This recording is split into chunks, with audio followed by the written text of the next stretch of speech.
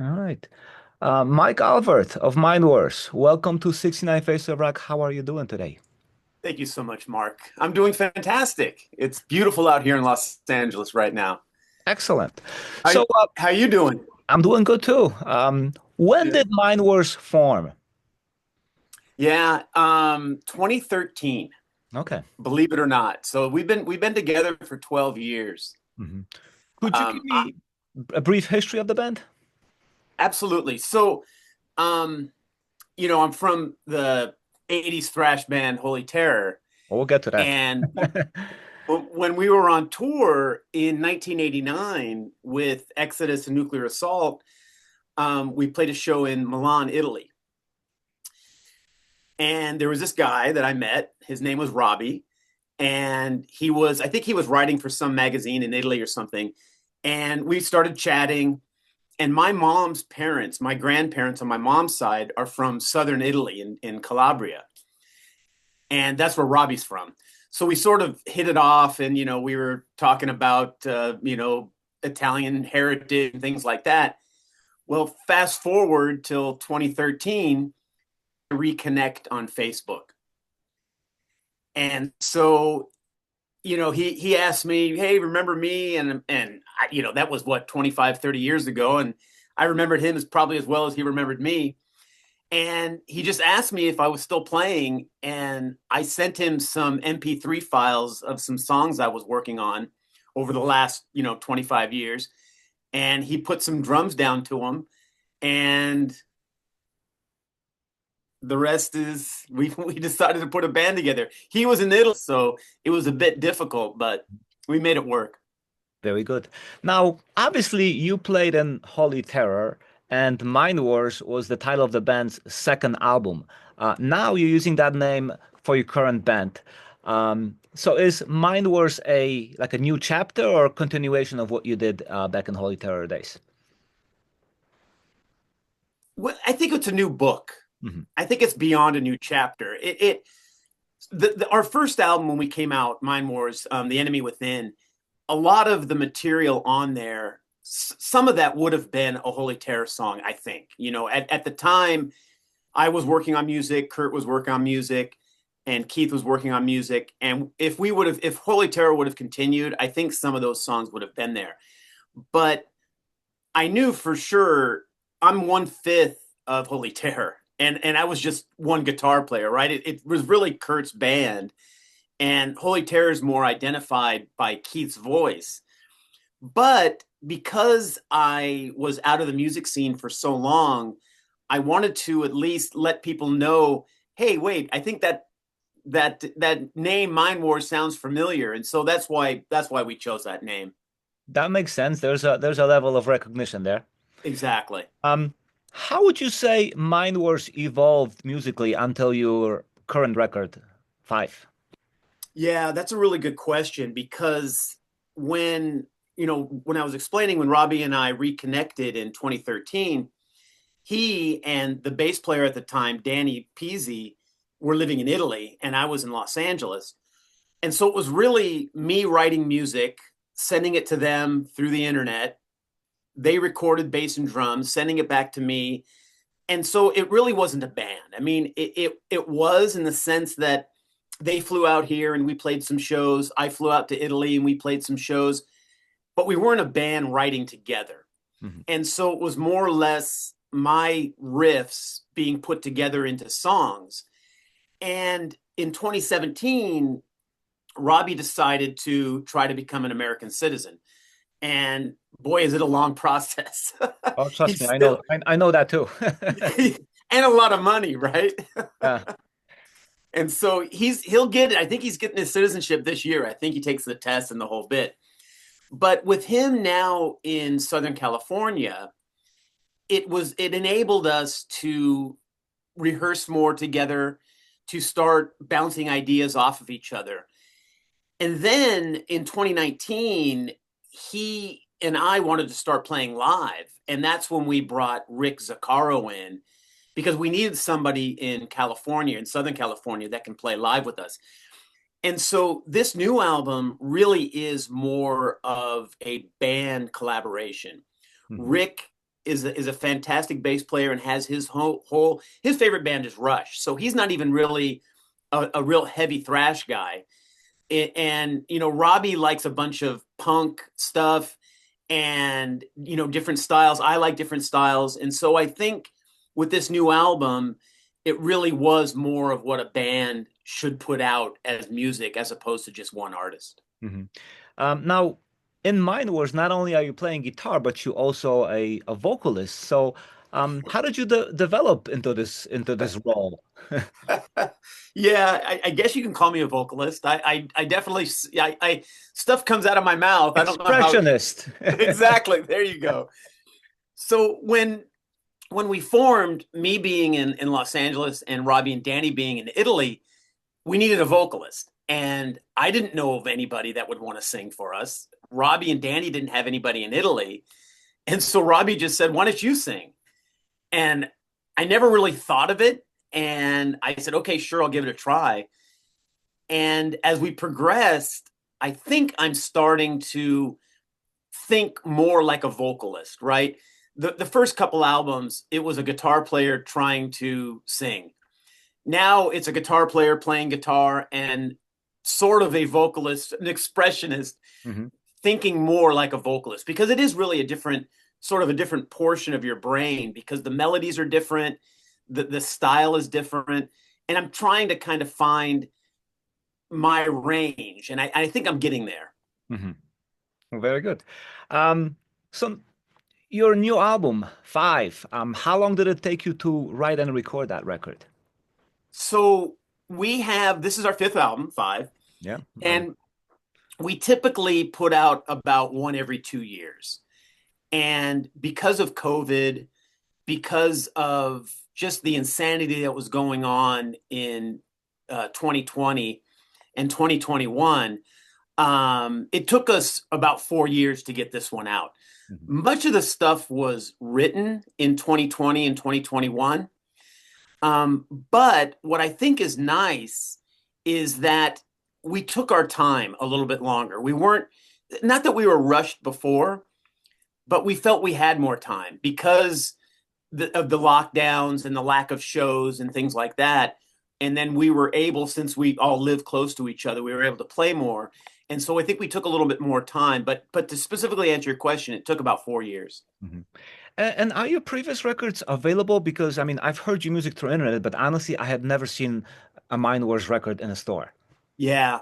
So we were first signed with Punishment 18 out of Italy, and they put out our first two records. And then Steve Beatty, who I think he owns Plastic Head, he gave me a call in, gosh, I think it might have been 2016. And he was starting a record label called Dissonance Productions. And so he asked if we wanted to be signed. And so we signed with him for two records with Dissonance for Do Unto Others and The Fourth Turning. I think they're in stores, but I have no idea. But there are physical copies out there. Okay, we need to investigate that. Yes. Back to the new album, what are the songs about? Yeah.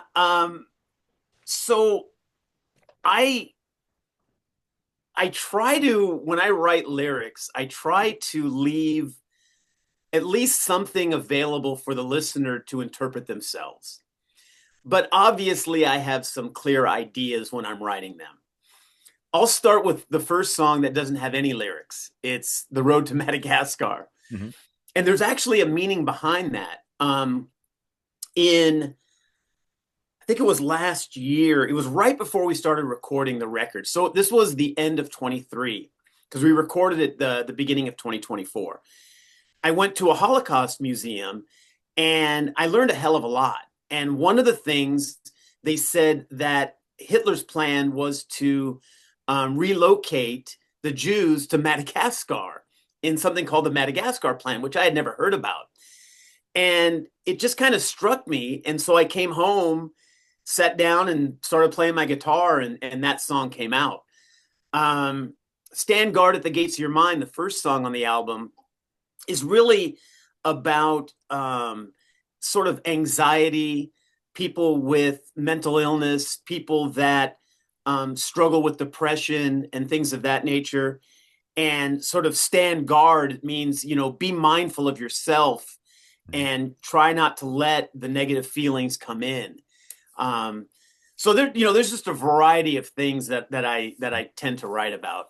Yeah, staying on topic of stand guard at the gates of your mind. Instrumentally, I love that it has that sacrifice pace to it, Yeah, yeah, right? That I really enjoyed. and that's kind of how I don't really write lyrics and then write music. I sort of write lyrics as just throughout my day, sort of like poetry, I guess, or just things that come into my head. And riffs are always sort of bouncing around. Mhm. And when I wrote the music for Stand Guard, those lyrics just fit perfectly, and it is sort of that pace that kind of matches with the lyrics on that. Absolutely. One of my actually favorites from the new record is truly an epic song, "Vultures of the Eighth Wonder." Tell me about that one. Yeah, yeah. So that one took probably about 2 years to write. When I was listening to a lot of Al Di Meola at the time, Mhm. and the first opening riff of the song is way different than I wrote it two years ago. And we just couldn't play it. So Robbie and I would get in here in the studio and we couldn't play it. It was too complicated. And so I started trying to adjust it and morph it and change it. And I had all these different parts and they didn't seem like they fit. But as we started working on it more, oh, how about trying this riff here? And how about trying that riff? And it just kind of culminated into that. And the mind on the Holy Terror album, Mindwars, there's a trilogy song called A Fool's Gold, Mhm. Eternal Humor, Mindwars. And so I was kind of thinking of that, epic type of structure of a song. The lyrics, um, Vultures of the Eighth Wonder, I kind of view the Eighth Wonder as social media Mhm. and technology. And the vultures are the Silicon Valley billionaire techs that have created this, that are trying to control us and embolden their profits and their world. So that's kind of where I was at when I wrote that song. That makes a lot of sense. Um, Now the album was picked up by High Roller Records. How would you describe your relationship with that label? Well, Merlin and Stefan are just beyond amazing people. I've never met them in person, but they've been so gracious and so kind and so helpful with us. When we were asked to play Storm Crusher last year, the festival in Germany, this guy Joachim, who works for Daredevil Records, I think, he loved our album and he said he would sign us, but he didn't think we were right for his label. And so he said, I'm going to get you guys signed. And so he sent it out to a bunch of different labels. And High Roller reached out and said they were interested. And we just felt it seemed right. And I'm so thankful that we did, because those guys couldn't be better people. Mhm. Now with having a label behind you, is there a chance for a possible tour? That's what we're hoping for. So we do leave the end of March for a 4 gig tour in Japan. Mhm. So we'll be playing a few cities, Tokyo, Nagoya. Um, and what we'd really like to do is another European tour. We'd like to get on a festival, kind of similar to what we did with Storm Crusher. So when we did the Storm Crusher gig, we played, I think it was like 6 other shows. We played a couple shows in Belgium. We played a few other shows in Munich, Salzburg, Kassel. So something like that would be perfect for us. We would love if we can center it around a festival. We think that would be the right thing. Or if there's another band out there that we can open for, that would be fine too. Any chance for a US, specifically Chicago, where I'm based at? I haven't seen you since 1989. Oh, you saw us in '89. Oh Wow. yes, I remember that DRI Creator Holy Terror show. Oh, at Was that at Medusa. Medusa's? Yeah. Medusa's, yes. Wow. That was great. Yeah, and in Um, fact, there's a video that you guys released eventually. I was trying to look for myself because I was stage diving like crazy that night, but for some reason there were not enough close-ups. So I might be some kind of a little so line. that show, I actually have the VHS tape of that. Mm. And at the end of that show, I stage dived afterwards. I gave my guitar to our roadie and I jumped in. Yeah. Um, we would love to. We've been in contact with Randy Kastner, Hmm. who puts on what is it, Blades of Steel, I It's a think. steel festival. Yes, Yeah, that's right. yeah. So we've chatted with him. I know a few other people in the Chicago area, and they're just not biting with us. They're interested, but they're not. They're Can you play a Holy Terror set? I'm like, no. And we play a couple Holy Terror songs, but we're not Holy Terror.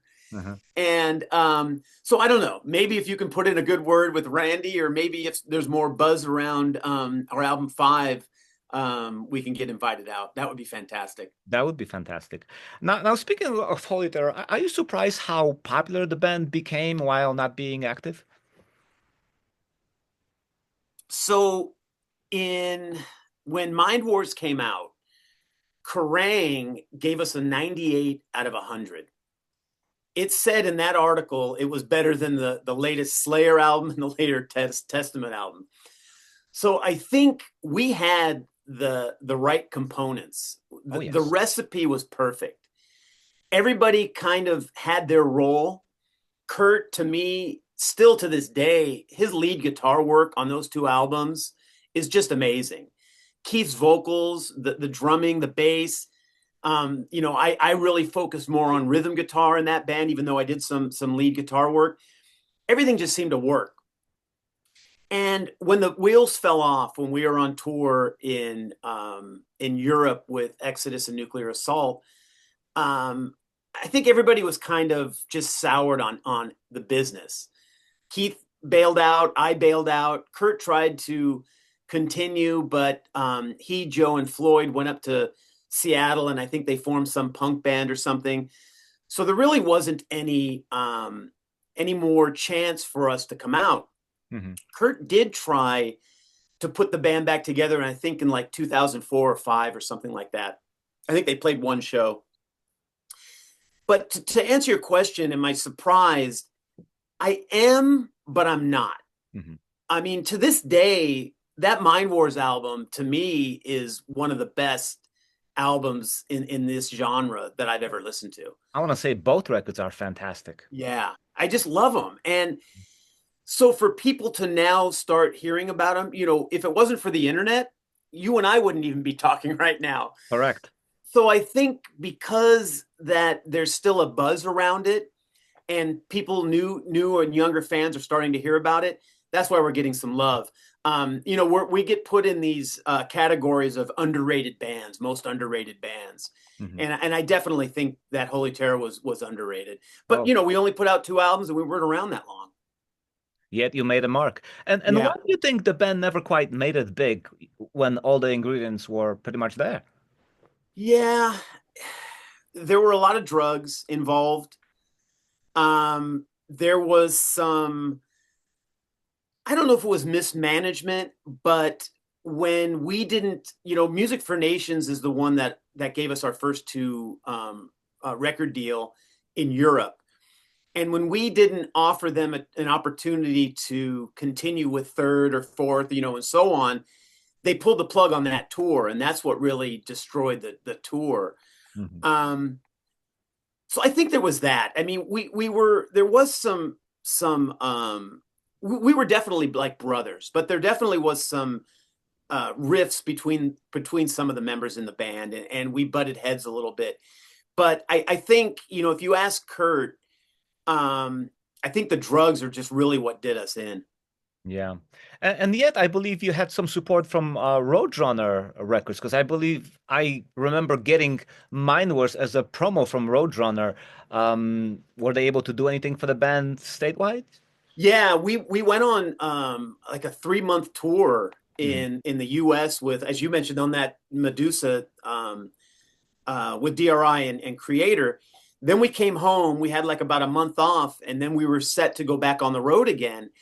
And we actually did a second leg of that tour, but we did it without Kurt. Hmm. And that's where, I think Kurt and I, when he was strung out on drugs and we went on tour without him, I was sort of resentful because I felt this was a lot of pressure for one guy that didn't even write a lot of the songs. And I think he was resentful that I was out there on the road. So we did sort of patch things up when we had those 4 shows with Motorhead at the end of 1988.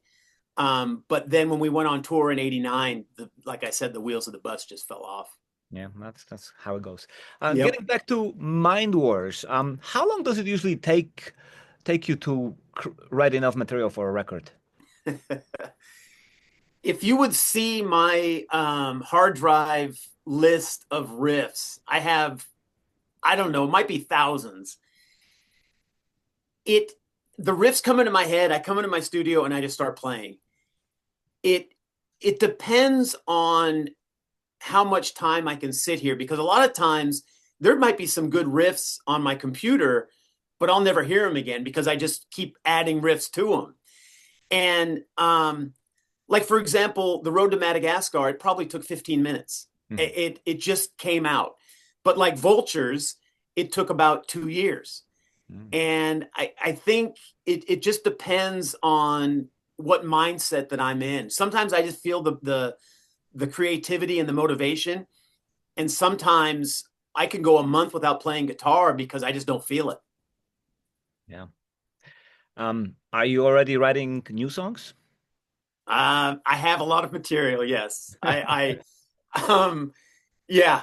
There's probably at least 2 songs ready, and then a bunch of other stuff that could be one more song, 5 more songs, or no more songs. It just depends. But yeah, there's about 2 that are ready right now. Sounds great. Finally, how different is it now for you to operate a band as opposed to the way it was back in the 80s? Yeah. So one of the beautiful things about Holy Terror and about the '80s, one, we were younger, right? So our responsibilities were fewer. Now that we're older, we have more responsibilities. Um, we also live in different areas. Holy Terror rehearsed 4 nights a week. Every Monday, Wednesday, Friday, and Saturday, we were in the same room together for about 4 hours. We would have dinner, we would drink, we would party, we would rehearse. And it really created sort of that family aspect of it. Um, when, like for example, Dark Angel, I think Eric Myers, I think he moved to Florida. And I don't know where Gene's living, but he's all over the place playing with all sorts of different bands. And they're getting ready to put out a new album. But I got to imagine it's just that much more difficult when you're in different parts of the country or even the world to really, they're friends. They've been together forever, so I think it's a little easier for them. But for us, for Mindwars, when Robbie was in Italy and I was here, it didn't really allow for that cohesiveness to come together. Now that the 3 of us are here, we generally practice at least once a week.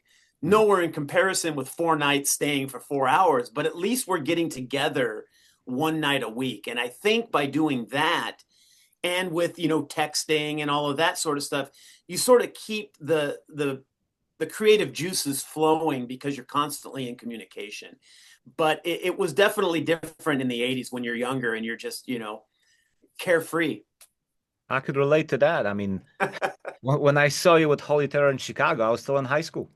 Yeah, exactly. Yeah, yep. This, Those were the golden ages. And I don't know if you've ever been asked, but some people say if you can choose a time in the history of the world that you'd want to live, I think it'd be right now. it would be all. I would go back to 80s as well. That was phenomenal time. Absolutely. Absolutely. There's Yeah. no other bands like that. No, I mean, the new wave of British heavy metal was just phenomenal. the outbreak of thrash. I mean, Yep. people just kind of wrote the blueprint as they went on. Absolutely. Yeah. Absolutely. Yeah. Yeah, it was the golden age for sure.